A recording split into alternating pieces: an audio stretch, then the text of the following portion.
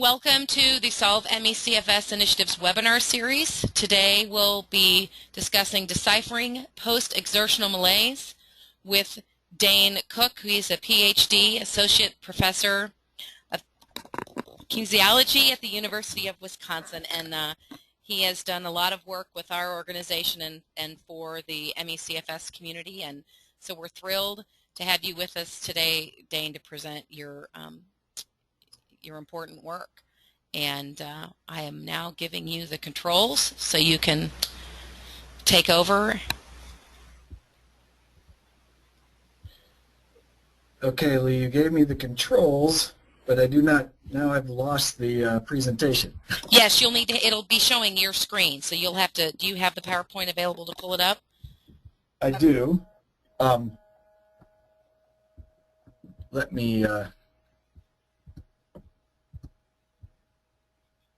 me take care of that really quick.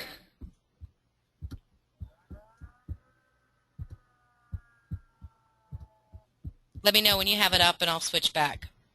You bet.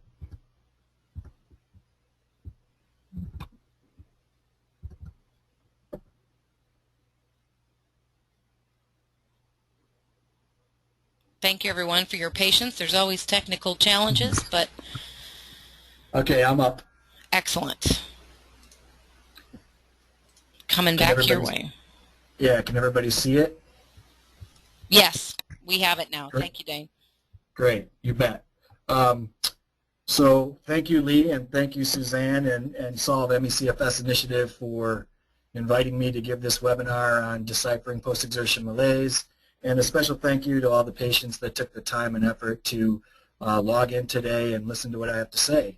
And I'll start with qualifying that this should be beginning to decipher post-exertion malaise, just as a brief qualification. So this is just a brief overview of what my presentation will entail today. I'll start the presentation by just describing clinical and laboratory characteristics of post-exertion malaise. We are actually not, Dane, for some reason we're not seeing your actual presentation. Okay. So here's what I'm going to do. I'm going to go back to my screen. Now? Oh, there we go. We've got it now, I believe. Yep, you should have it. I think there was one button I had to click. Got it. Everybody's telling me they're seeing it now. Excellent. Please continue. Okay, sorry about that. Even with a run-through, these things pop up. So I'll begin again with what today's presentation will entail. I'll do some descriptions of clinical and laboratory characteristics of post-exertion malaise. So I'll start with how it's described by patients in the clinic and kind of how I view it.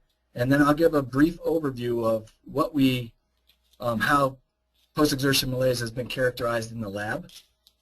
I will then give an example of a study that was funded by the Solve ME CFS Initiative. That was my master's thesis student's Jacob Myers study.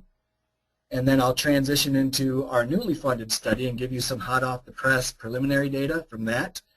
And then I'll end the presentation with some take-home messages. So in 2010, Anthony Komaroff, giving a lecture to the Massachusetts CFS Association, called post-exertion malaise the illness within the illness. I think this is an interesting and appropriate characterization of post-exertion malaise. It's the idea that patients are kind of trapped within their bodies, and within their brains for that matter, and attempts to improve their quality of life, for example, grocery shopping or walking the dog or even playing with their children, can dramatically worsen their condition. Indeed, now post-exertion malaise is a defining, compulsory, and cardinal feature of ME CFS, with most of the recent case definitions, for example, the Canadian case definition and the international consensus criteria, now making this a requirement for meeting diagnostic criteria. And I would finally add that this is really a horrible term for a debilitating and poorly understood condition, one that does not do justice to the suffering the patients report that they experience.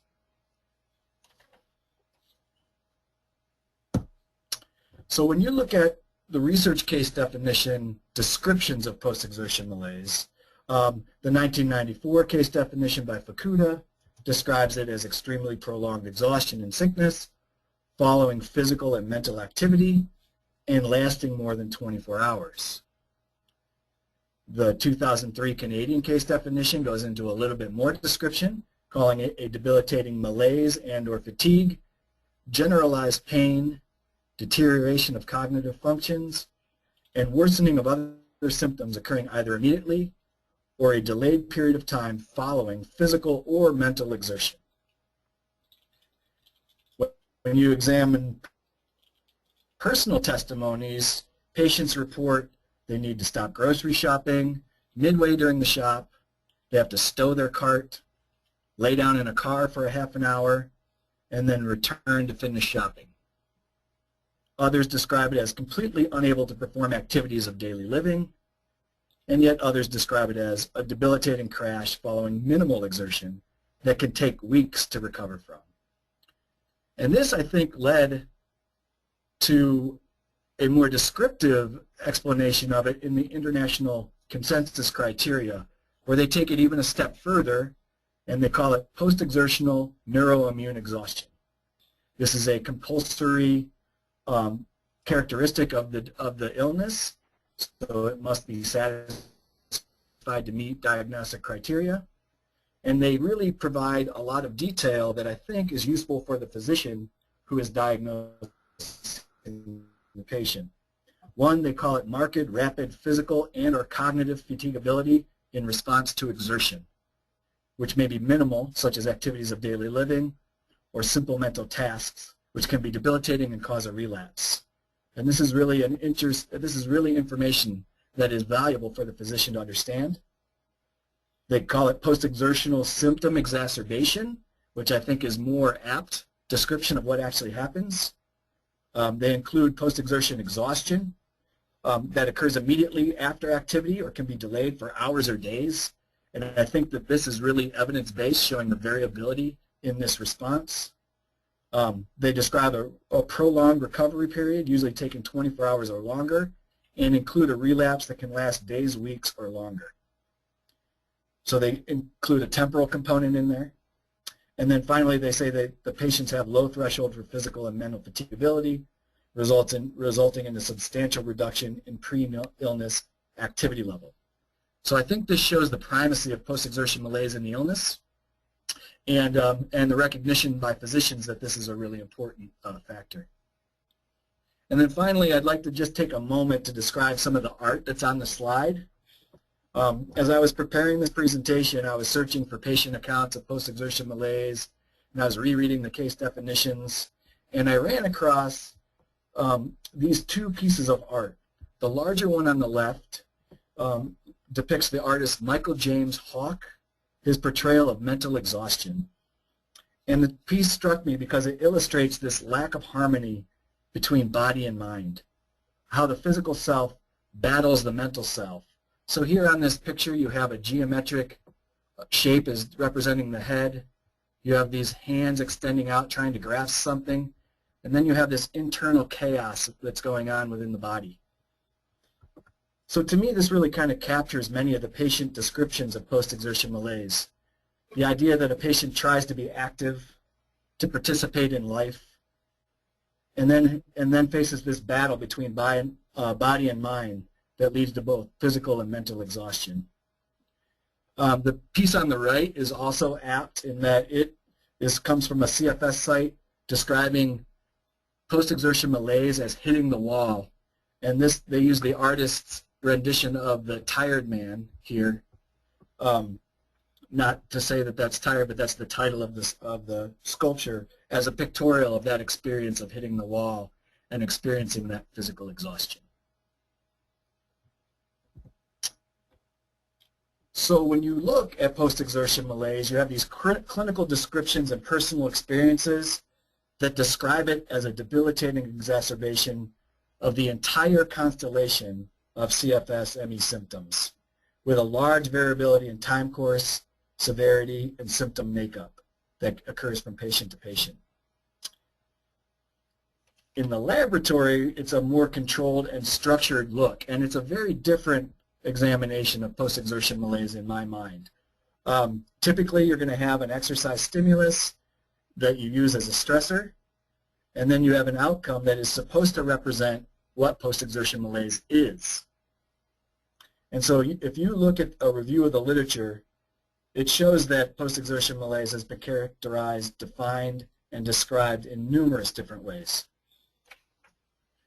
For example, numerous studies have shown that acute physical exercise can increase symptoms of pain and fatigue in patients for various amounts of time. However, few studies have really measured the construct of malaise. Few have gone beyond the symptoms of pain and fatigue. And there's really a need for research that goes beyond this, that looks at the entire constellation of symptoms that patients experience. Other research has described post-exertion malaise as a reduction in physical activity levels from pre to post-exercise. A popular area of research is looking at abnormal exercise responses as a description of post-exertion malaise. A popular one is the back-to-back 2-day maximal exercise protocol, where patients come in, they'll perform a maximal exercise test. They'll come in 24 hours later and attempt to do that same test.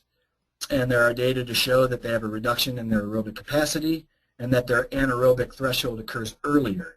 And investigators studying this have defined post-exertion malaise as this change in aerobic capacity. Other studies have described post-exertion malaise as changes in cognitive function pre to post-exercise, so decreases in working memory, decreased executive function, decreased reaction times. Still others have described post-exertion malaise as sleep disruption or a change in circadian rhythms. There's also been research looking at impaired pain regulation post-exercise in patients with chronic fatigue syndrome. So here we have patients that perform exercise and then 24 hours to 48 hours later, they have a change in their central nervous system sensitivity. And then finally, there have been numerous biological markers that have been tested to see if they're different pre to post exercise in patients versus controls.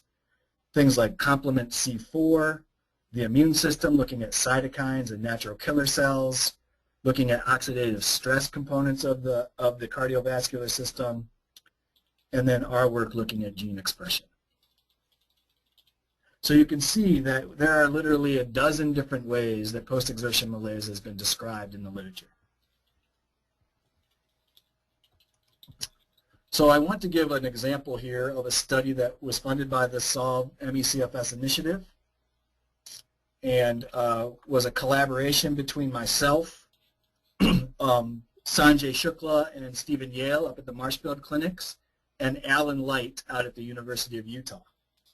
And what this study was post-exertion malaise and chronic fatigue syndrome, symptoms and gene expression.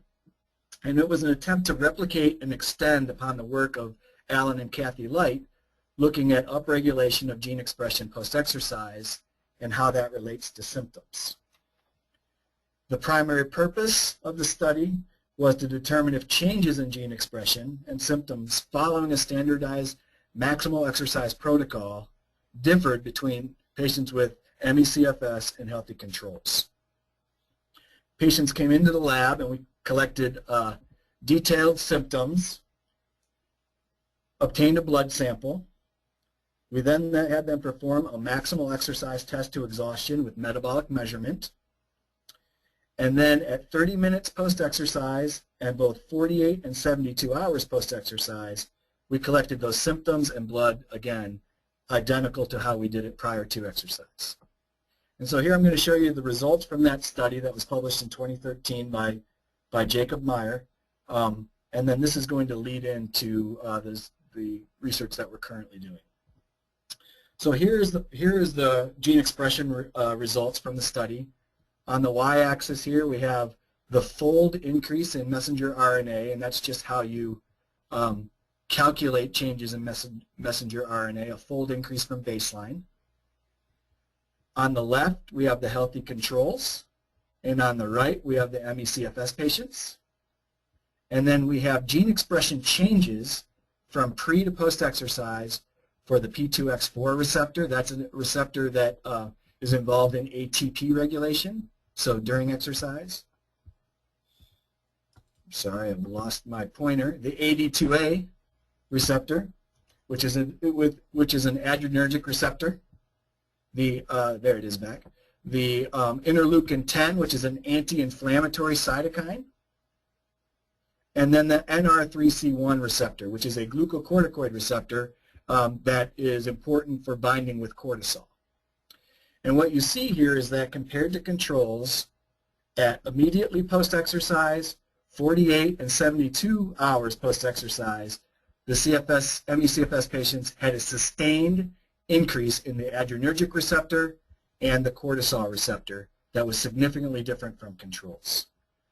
So this replicates and extends a bit of the work by Alan Light and colleagues by showing this gene expression upregulation post-exercise, and extends it by showing that not only do we have adrenergic receptor increases, but now we also have increases in the cortisol receptor.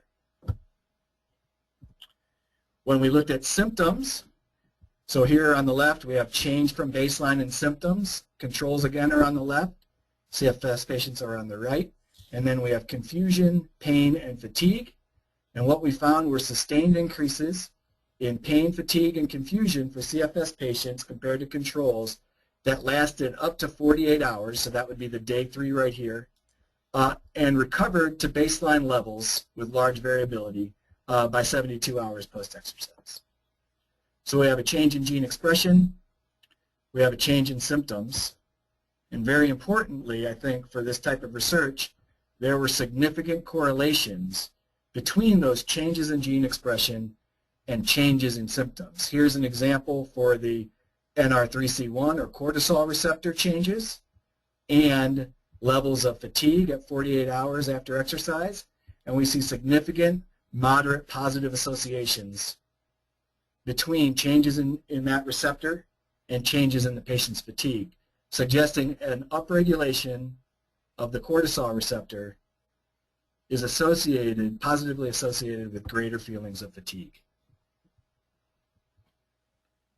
So the take-home messages from this study were the results extend upon previous work with mRNA profiles demonstrating that CFS patients have a different physiological and subjective response to maximal exercise.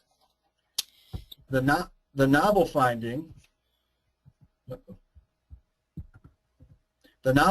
was that we also had an upregulation of the cortisol receptor, which was significantly related to pain, fatigue, and confusion. And I think this is novel and important because the NR3C1 receptor is a receptor for the neuroendocrine system. The significance of this is that this receptor, or changes in this receptor on the hypothalamic pituitary adrenal axis, or the HPA axis, are associated with pain, fatigue, and confusion. And it's also important for an anti-inflammatory process. So in addition to that, an upregulation of this receptor suggests that there was some inflammatory process that was being increased in patients due to exercise. And this receptor upregulation, or the release of cortisol perhaps, was in response to try to decrease that level of inflammation. So if there's a dysregulation in the system, it may be that the patients are having an exaggerated inflammatory response. Lee, I'm not sure, but it just went back to my first slide. I think that's something. No. Never mind. It didn't. It went to the next slide. Okay, got it. And certainly future research is warranted looking at the role of glucocorticoids in post-exertion malaise. So we have a lot more to do. It'd be great to be able to replicate this response, and hopefully our next study will be able to address that question as well. Dane, before you move on, we are getting a few questions about the AD2 receptor. What exactly does that do? What is its significance? Yeah, so this receptor is involved in a bunch of different things. It's involved in platelet aggregation. It's involved in cardiovascular regulation. And in the brain, it's actually involved in cognitive function, although we're looking in the blood. So it's a receptor of the sympathetic nervous system. The meaning of it is unclear at this point. So one of the issues when looking at gene expression or any biological variable post-exercise is asking the question, does this change, is it in response to the exercise stimulus, or is it a change that is producing a symptom, or is it a combination of the two? So this could be that the maximal exercise test just had a greater sympathetic activation in patients, and this may lead to feeling an increase in symptoms, or it could be something different involved in release and how it interacts with the brain. So it's an adrenergic receptor. It's involved in sympathetic regulation, and an upregulation of this is consistent with hyperactivity of the sympathetic nervous system that's been reported in both ME/CFS and fibromyalgia. Does that answer the question? I think so, yes. Okay, great. Any others? We are getting some questions about cortisol. Mm-hmm.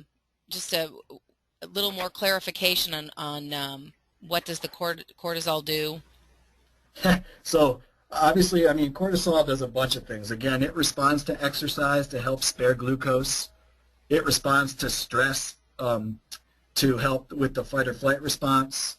It responds to inflammation. It's involved in regulation of the hypothalamic pituitary adrenal axis. And certainly cortisol has been a big question mark in ME/CFS. So looking at hypocortisolism and the trials that have tried to increase cortisol as a treatment for ME/CFS, looking at how cortisol responds to stress in these patients and how that relates to symptoms. So I think it's also looking at genetic changes in the DNA of cortisol in these patients versus controls. There's some evidence that they have different missense receptors for this. So there is a lot of information about cortisol, a lot of descriptive information about cortisol and ME/CFS with very few answers to its biological significance for the illness. Okay. Okay, so the last thing I'm going to talk about today is our new study that's also funded by the Solve CFS ME Initiative, and this is post-exertion malaise in CFS ME, brain, inflammation, and behavioral interactions. And so this is a continuation of our collaborations with Alan and Kathy Light, but also bringing in Gordon Broderick at Nova Southeastern University to perform his fancy systems biological analyses that I have a very hard time understanding. But I think the importance of this is that we're beginning to take more of a systems biology approach to studying ME/CFS. And the major additions to this one are in addition to looking at the immune system through gene expression, we're now looking at the brain as well. And looking at the interactions that occur among these different physiological systems and determining whether or not this can help us explain post-exertion malaise and why patients experience this increase in symptoms when they try to be physically active. And I think it's exciting because I don't think that any single biomarker or any single system is responsible solely for either ME/CFS or post-exertion malaise. And so we really have to start looking at the interaction among different physiological systems. How are these systems speaking to one another? And when they interact and communicate, does that explain why a patient feels more sick post-exercise? So this is the study protocol. We have a phone screen where we ensure that our controls are sedentary and healthy, and we ensure our patients meet criteria. We then bring them in for detailed symptom information. We take blood samples, and then we give them, then we scan their brains while they perform both fatiguing and non-fatiguing tasks. So for the non-fatiguing tasks, we have them do finger tapping, and we have them do simple number recognition. So every time they hear the number 7, they press a button. And then we also have them do a fatiguing cognitive task where they have to do serial addition. It's called the paced auditory serial addition task, where they continually add numbers together, and every time 2 numbers add to the number 10, they press a button. And so we have done this before. We published a paper in 2007 showing that this is a mentally fatiguing cognitive task and that we have different brain activity between patients and controls. So we get their symptoms, we take their blood to look at gene expression, and then we measure their brain function. We also measure physical activity for a week in them as well.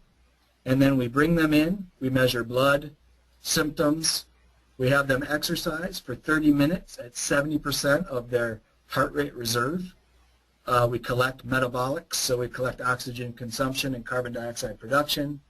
We collect heart rate, we collect blood pressure, and we take lactate samples throughout exercise. Then after exercise, we also measure symptoms and take more blood samples. 24 hours later, we bring them back and we complete the symptom information, the blood samples, and then they perform the same MRI protocols that they did prior to exercise to be able to look at the changes that occur from pre to post exercise in their gene expression, their symptoms, and their brain function. So the first thing I'm going to show you is a graph looking at the variability of symptom changes in ME/CFS patients pre to 24 hours post-exercise. So on the y-axis here, we have a change in symptoms on 0 to 100 scale for 10 different symptoms: chills, concentration, fatigue, fever, headache, joint pain, tender lymph nodes, memory problems, muscle pain, and sore throat. Each one of these bars represents a separate individual patient. So we have 12 patients here, and then each bar itself is the summation of changes in symptoms that occurred pre to post exercise for all 10 of the symptoms. And I was really struck when I graphed this out this way to look at the variability in symptoms. We have patients who have dramatic changes in their symptoms across a number of them, for example, these 6 that I'm pointing to. But we also have patients that have large changes in a single symptom, for example, problems with concentration in this particular patient, and very small changes in others. And we even have changes in symptoms that sometimes go in the opposite direction of what we might expect. For example, this participant actually had improved joint pain post-exercise. So I think this variability is fascinating. It really points to a need to study the constellation of post-exertion malaise over a long period of time in patients. But I also think there are a number of reasons. A lot of time patients come in and they're already close to the ceiling on the scales that we use. So the changes that we see are going to be small even though they're experiencing great amount of symptoms. And so we have to be very careful of how we look at our data and how we characterize it, interpret it, and explain it to the public. Here's the cognitive performance. So on the left, we have pre-exercise. On the right, we have cognitive performance post-exercise for our fatiguing cognitive task, the serial addition task. On the left, on the y-axis here, we have the total errors out of 135 trials. And then across the x-axis, we have 3 different trials of the PACET that occurred while they were laying in the magnet. The CFS patients are the red bars, the controls are the gray bars. What you see for controls is that they actually started out making more errors than patients during the very first run. Then they got significantly better. And then when they came back 24 hours later, they performed much better than they did prior to exercise. What you see in the CFS patients is a complete opposite response. They start out a little bit better. They start out better than controls. During the fatigue and cognitive task, they get progressively worse. They exercise. They come back 24 hours later. They start as making as many errors as they did pre-exercise, and they continue to get progressively worse. So we're seeing a different response between patients and controls, going in the opposite directions. And this turns out to have neural consequences. So what we have here are brain responses to the fatigue and cognitive task at baseline, so before they are performing the exercise task. And what you see is that the patients are showing increased activity, the orange blobs, in the anterior cingulate cortex, the bilateral hippocampus, and the inferior frontal cortex, all areas that are involved in executive function. So they're having greater activity than controls while doing this task, and they're having less activity, depicted here by the blue blob, in the inferior and superior parietal cortices, And this is significant because these areas of the brain are important for sustained attention to a task. The reduced activity in patients versus controls suggests that they were having a harder time maintaining attention to the task compared to the healthy controls. So we see a different response during baseline. When we look post-exercise, these changes even become greater. So now we have a change from pre to post-exercise that is greater in the ME/CFS patients than controls in the bilateral inferior frontal cortices, the left hippocampus, and the mid-cingulate cortex, all, again, areas that are involved in executive function. So this suggests that not only do they differ at baseline, but then when you stress them with exercise, the neural resources required to do the task are much greater than that in a healthy control. And this can help explain why they continue to make the number of errors they do on the cognitive task, as well as the symptoms of confusion that they're experiencing. And then finally, I think the most important thing in these studies is to show that a biological change is actually related to a symptom or a feeling or a behavior that the patient is experiencing. And so here's one example where we looked at the relationship between feelings of fatigue 24 hours after exercise and brain responses to the fatigue and cognitive task.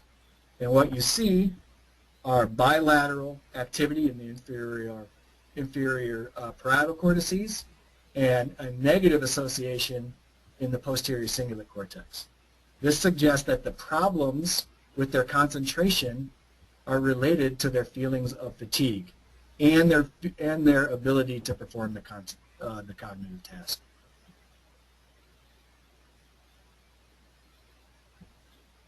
So, some take-home messages from post-exertion malaise research in general, and specifically the study I just showed you.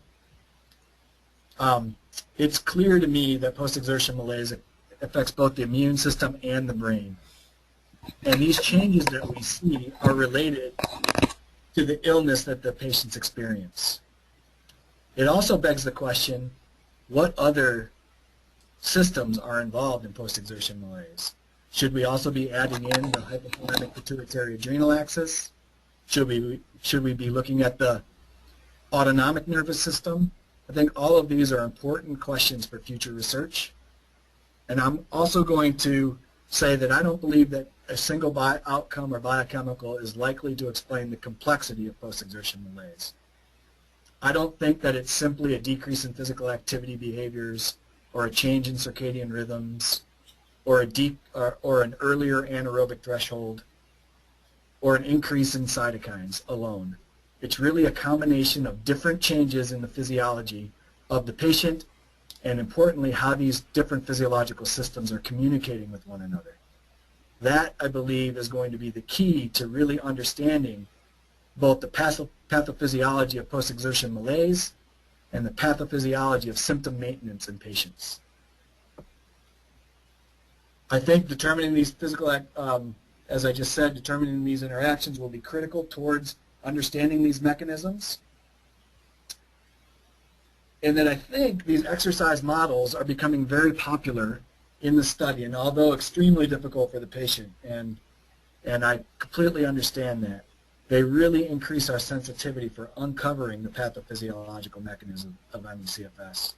I spoke with one exercise physiologist, and he said doing these exercise tests in patients with this illness makes these physiological systems fail faster and more reliably than when you bring them in at baseline where they may be having a better day or a worse day.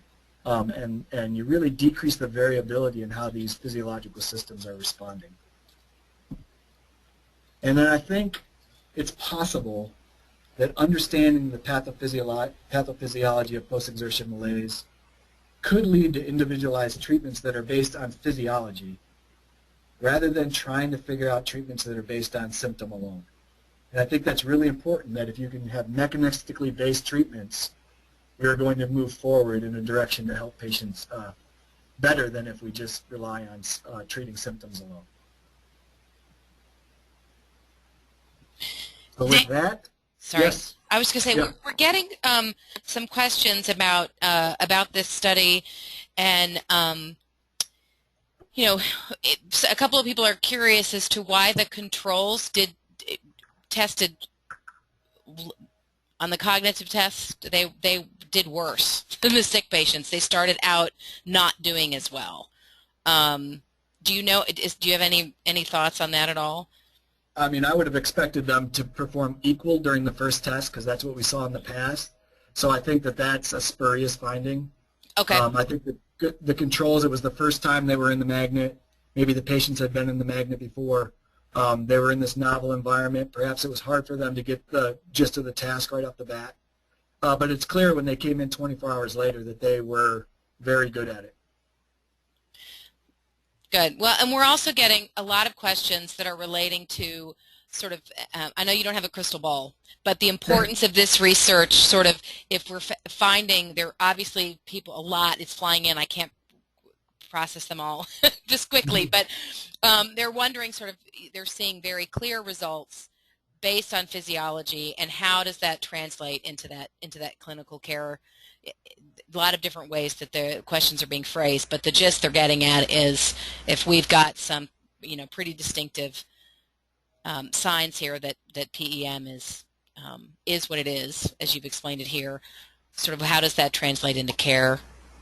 Right. I mean, that's the million-dollar, or right, hopefully many million-dollar question if we were to get centers of excellence. But I think that one of the things that you can do by looking at these several different physiological systems together, you can determine whether or not a patient has a deficit in one or many systems, and whether there are certain subgroups. And this can lead to targeted treatments. For example, if a person were to show that the primary deficit they had was in the autonomic nervous system, then you could have treatments that target changing blood flow, improving blood pressure, and see how those work for symptoms. On the other hand, if a patient shows that their primary deficit was in the central nervous system, the way that their brain responds to things and the way that the biochemicals change in their brain, that would be more difficult, but you could start to target treatments towards that. And then if you had a group that primarily you show that this subgroup shows a change primarily in the immune system, then certainly we have some tools, the physicians have tools to target that. So you might have patients that, the reason that we don't see great responses in the few treatment trials that have been done is really the heterogeneity of the illness and not knowing what physiological systems are being affected the most in that particular patient. Does that help? I think so. We're also getting a lot of requests coming in for some written follow-up to a lot of the information that you've presented here. And so I do want to chime in and let folks know that Dane and I will work with some follow-up to this webinar in addition to the recording. We'll see if we can't get some actual written information on the blog, and the questions that I'm not able to get to today because they're coming in so quickly, we'll work on some follow-up to that. And I know you still have some things you want to cover, Dane, but I'm seeing a whole lot coming in on that. I wanted to cover that right now. Oh, no, I'm happy to do that. That's way more important. This is also very important. This study is almost done, but we need 3 more ME/CFS patients to complete our cohort. So if any patients out there know of another patient that might be willing to volunteer, that lives in the Madison, Wisconsin area, and would be able to perform this protocol, I'd appreciate it if they called 608-262-2457 and mention the post-exertion malaise study, and then we can screen them to see if they're qualified. And I'll leave that up there for a second so people can write that down if they have to, or Lee, you guys can provide that information once I send it to you as well. We will. We'll share it again. And so this is where the networking among patients is so important as you are visiting on other sites and as you're talking in other patient circles.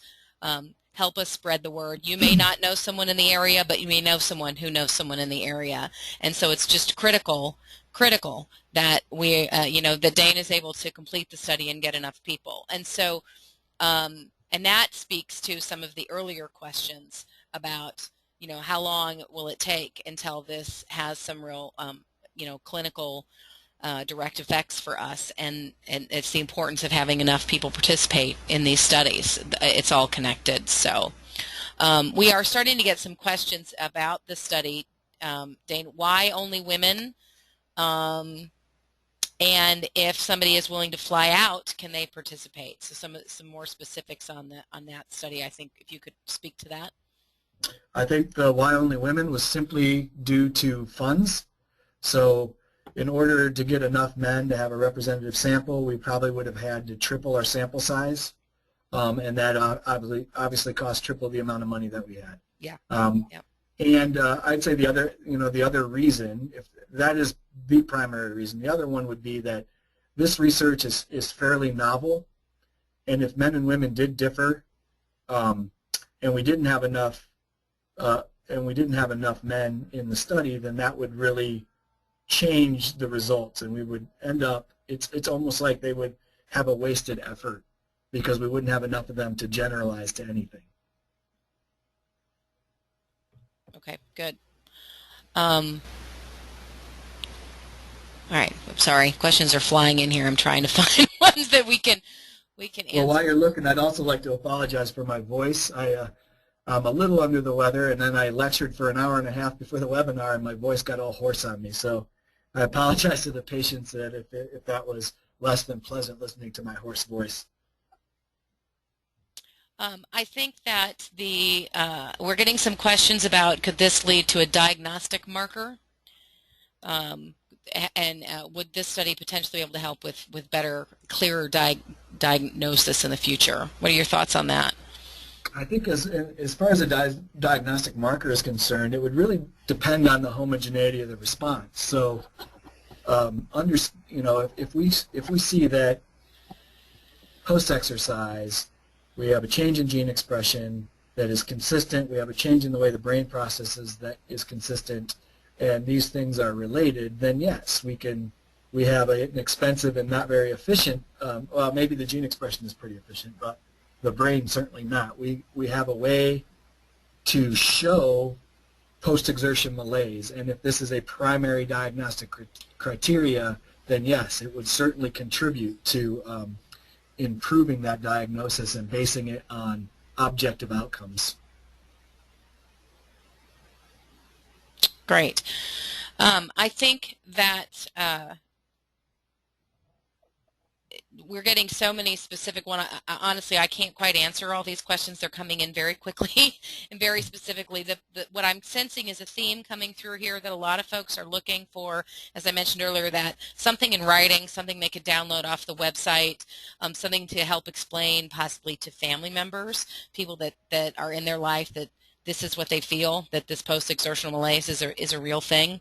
And so I think that Dane, you've expressed a willingness to work with us on some of those tools, and so it'll take us a while, but we will definitely, in addition to sharing the webinar recording, we'll work on some written follow-up, easily downloadable materials that you all can make use of as well. Know that we'll go back through the question log. This is one of the largest question logs we've had so far, so I'll go back through all of the question logs and compile them, and we'll work on a blog follow-up as well. We also will push out the information about how folks can participate in the study, and your help in sharing that through whatever network you may have, whatever websites you're on, whatever social networks you have, is critically important to help us build the network so he can complete the study and get the number of subjects that he needs. So with that, Dane, is there anything else that you wanted to add? So I'd also like to add, I think there's still this really big gap in our knowledge of the severity, the variability, and the time course of post-exertion malaise. So to me, it's almost like we have to continue doing these biological studies. They are critical. But we also have to take a step back and really define this phenomenon and really kind of show descriptively what it is and do a large cohort of participants and follow them over a longer period of time than even a week, even a month, looking at the, the consequences of physical activity and exertion for these patients. I think that's going to be invaluable information for planning future studies and when to measure certain things. If we can if we can get a better handle on when symptoms peak and why, then we can start to measure our biological outcomes more precisely and with better timing with the illness itself. Excellent. Well, if you want to switch controls back to me, then I'll wrap this up. You bet. Thank you very much for everyone's attention. These are the group of individuals, minus Bucky, that contributed to the study and have worked really, really hard for me to kind of do this type of complex research. So thank you very much. I'm attempting to switch controls now.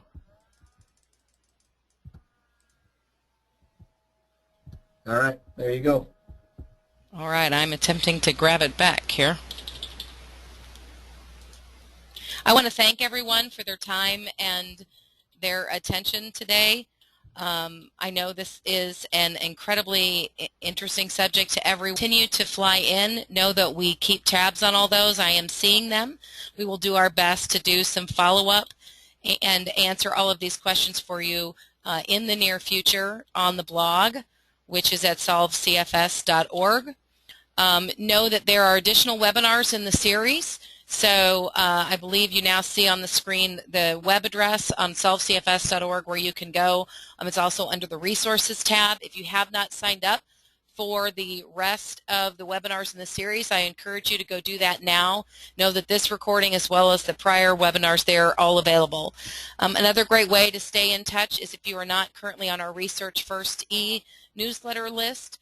We encourage you to sign up for that on the website as well. You just go to the website on any page, top right corner, you'll see a button that will allow you to sign up for the Research First e-newsletter. When we have the follow-up available from today's webinar and when we make those resources available, that's one way that we'll push all of that out to you.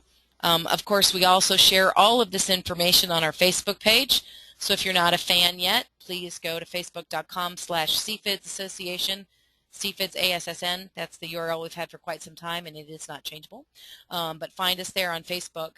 And of course, if you or any of your family members and loved ones are available, any donation, no matter how large or small, helps continue to fuel this progress and the important work that researchers like Dane and others are doing through our Research Institute Without Walls. So again, we know that it is an incredible investment of your time and your resources and your energy to participate today, and we thank you for being a part of this webinar today.